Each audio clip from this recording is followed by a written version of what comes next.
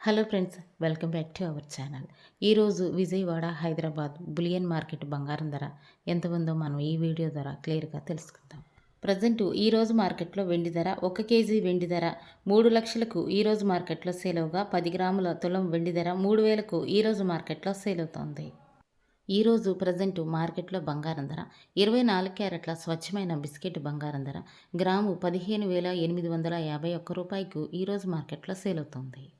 24 క్యారెట్ల 8 గ్రాముల సైవిరి బంగారం ధరకు 216 రూపాయల వరకు తగ్గి 8 గ్రాముల బంగారం ధర 1,26,808 రూపాయలకు ఈరోజు మార్కెట్లో సేల్ అవుతుంది.